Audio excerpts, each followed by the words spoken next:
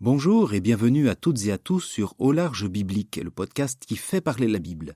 Il est né le biblique enfant et aujourd'hui il se nomme Samuel. Alors, il est sans doute moins connu, mais nous allons découvrir de qui il s'agit et entendre le récit de sa naissance sitôt le générique.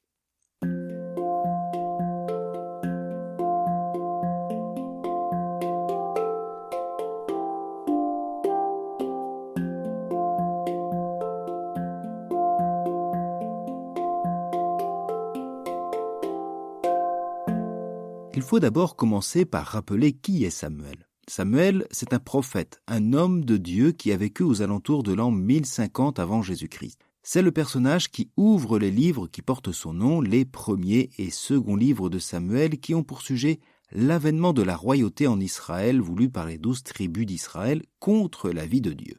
Cela ne vous dit peut-être rien, mais Samuel, c'est le prophète qui, au nom du Seigneur, va choisir Saül comme roi des 12 tribus d'Israël, et lorsque celui-ci aura trahi le Seigneur, Samuel donnera l'onction royale au jeune David pour être le successeur.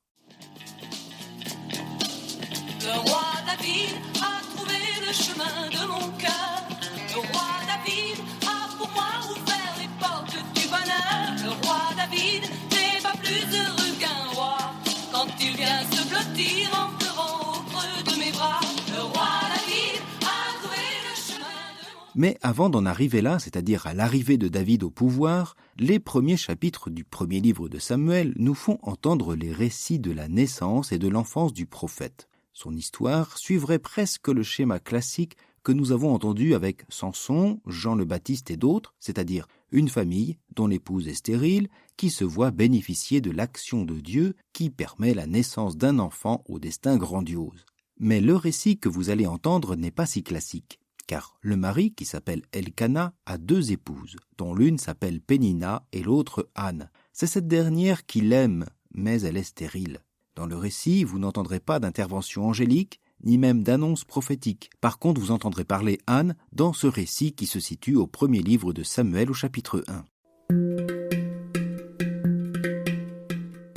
Il y avait un homme de la ville de Rama, dans la montagne d'Éphraïm. Il s'appelait Elkana, fils de Yeroham, fils d'Eliou, fils de Tohu, fils de Souf. C'était un Éphratéen. Cet homme avait 2 femmes. L'une s'appelle Anne, l'autre Pénina. Pénina avait des enfants, mais Anne n'en avait pas. Chaque année, Elkana montait de sa ville au sanctuaire de Silo pour se prosterner devant le Seigneur de l'univers et lui offrir un sacrifice. C'est à Silo que résidaient comme prêtres du Seigneur les 2 fils d'Éli, Ophni et Pinhas. Un jour, Elkana offrait le sacrifice. Il distribua des parts de la victime à sa femme Pénina et à tous ses fils et à toutes ses filles.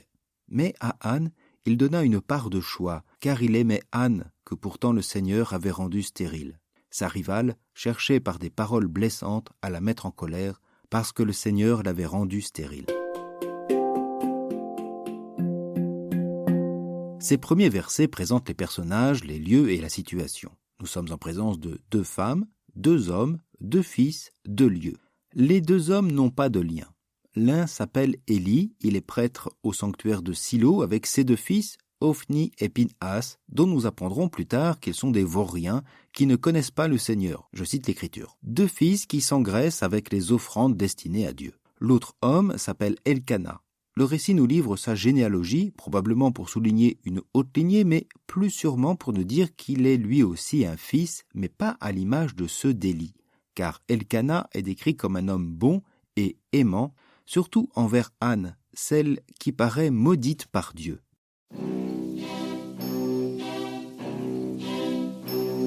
Je le sais, sa façon d'être à moi parfois vous déplaît.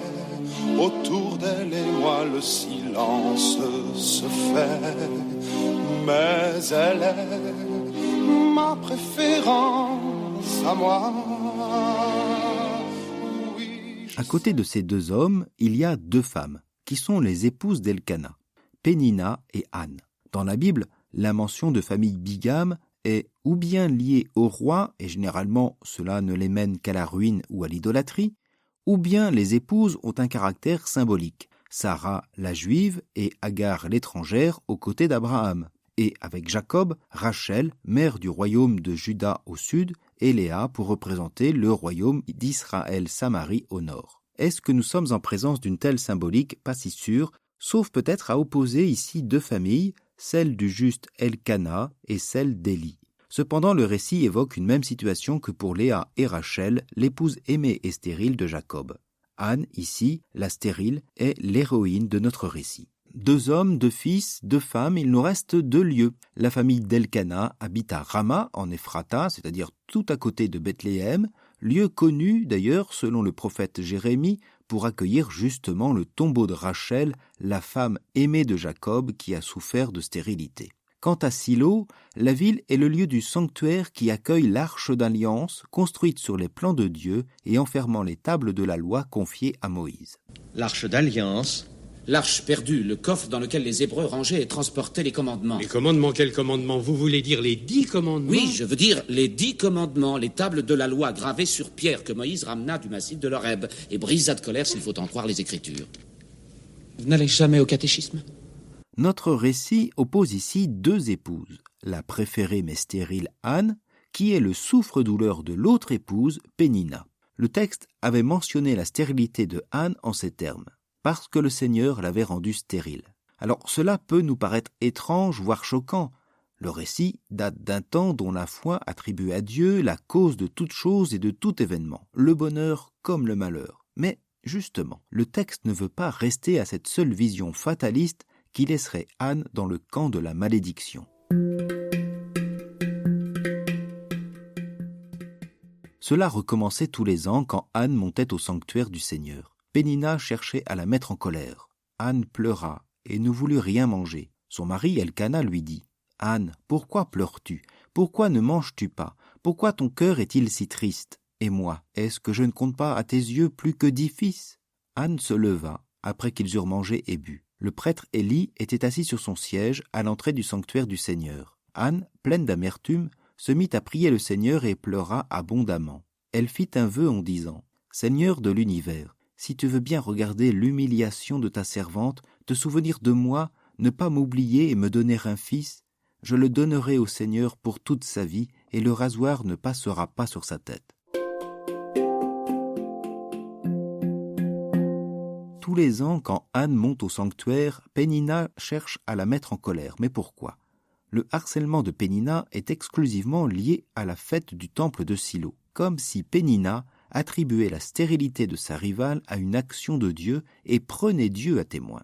Dans ce contexte, vouloir mettre en colère Anne pourrait bien signifier l'obliger à être en colère contre Dieu. Pénina pousse Rachel au reniement ou au blasphème au sein même du sanctuaire, ce qui serait dramatique.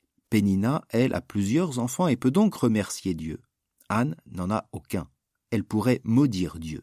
Mais cette dernière ne répond pas à la tentation de Pénina par la colère. Tu me permettras tout de même de te dire que j'admire ton calme, hein? Pourquoi je serais pas calme? Et on peut tout faire dans le calme.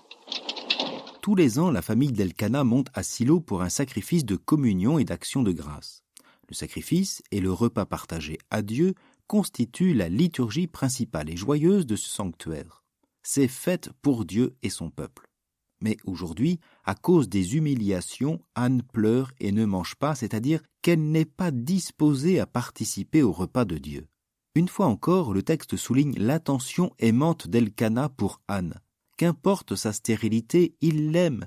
Il vaut donc bien plus que 10 fils pour qui rendre grâce. Mais un époux n'est pas un fils, et son amour sincère et profond ne peut se confondre avec l'amour parental pour ses enfants. De plus, Elkana se présente comme un substitut au don de Dieu. Il suggère à Anne d'être son action de grâce. Aller dans ce sens serait une attitude idolâtre. Anne souffre tout autant de sa stérilité que du silence de Dieu à son égard. Elle pleure abondamment, et au lieu de se laisser aller à la colère, elle prend le courage de la prière.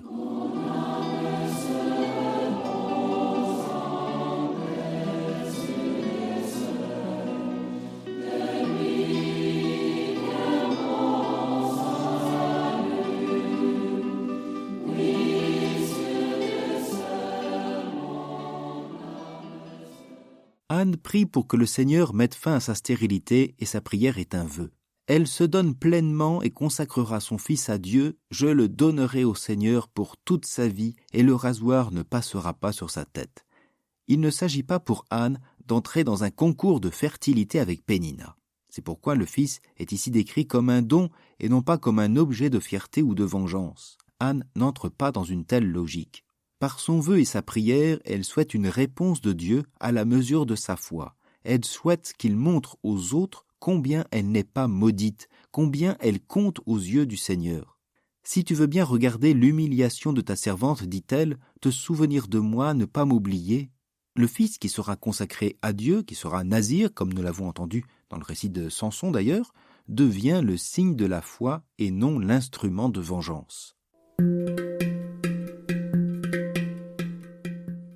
Tandis qu'elle prolongeait sa prière devant le Seigneur, Élie observait sa bouche. Anne parlait dans son cœur. Seules ses lèvres remuaient, et l'on n'entendait pas sa voix. Élie pensa qu'elle était ivre, et lui dit « Combien de temps vas-tu rester ivre ? Cuve donc ton vin !» Anne répondit « Non, mon Seigneur, je ne suis qu'une femme affligée. Je n'ai bu ni vin, ni boisson forte. J'épanche mon âme devant le Seigneur. Ne prends pas ta servante pour une vaurienne.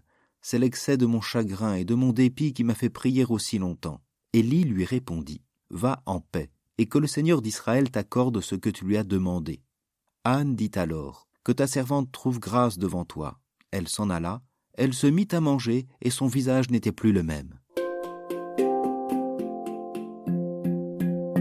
En plus de son humiliation au sein du clan d'Elkana, voici qu'Élie en rajoute. C'est quand même le comble. Élie a 2 fils qui sont des vauriens, et il ne s'en aperçoit pas. Et voici une femme honnête en prière qu'il prend pour une vaurienne, une ivrogne qui a trop profité du vin pour la fête du sanctuaire. Le texte souligne qu'Élie réagit en raison de la présence prolongée d'Anne devant le Seigneur, c'est-à-dire devant l'arche d'alliance. La prière d'Anne n'est donc pas un simple vœu fait en passant, mais s'inscrit dans une intense supplication. Anne ne cuve ni son vin ni sa colère. Elle n'a pas pris non plus de boisson forte à l'image des prophètes qui s'enivrent pour prophétiser davantage. Son excès, c'est le chagrin, et son vin ne sont que ses larmes. La réponse d'Élie à Anne n'est pas un simple vœu pieux. Va en paix et que le Seigneur d'Israël t'accorde ce que tu lui as demandé. En tant que prêtre du sanctuaire, et ici face à l'arche d'alliance, la parole d'Élie devient une confirmation officielle qu'Anne a été entendue par le Seigneur. Elle le sait d'ailleurs. Son attitude change du tout au tout. Elle mange à nouveau et son visage n'est plus marqué par le chagrin. Désormais, elle reprend sa place à la fête du sanctuaire au milieu des siens.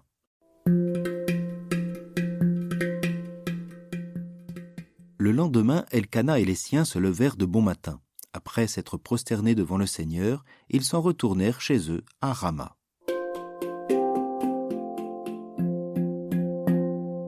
On revient donc à Rama, là où nous avions commencé.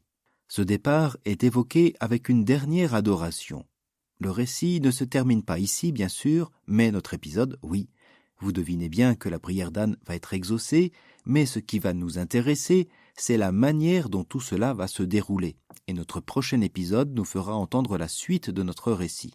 À très bientôt donc sur Au Large Biblique, le podcast qui fait parler la Bible et qui attend aussi vos avis, vos commentaires, vos notes sur les applications telles Podcast Addict, Apple Podcast et Echo, Deezer ou bien encore Spotify et bien d'autres.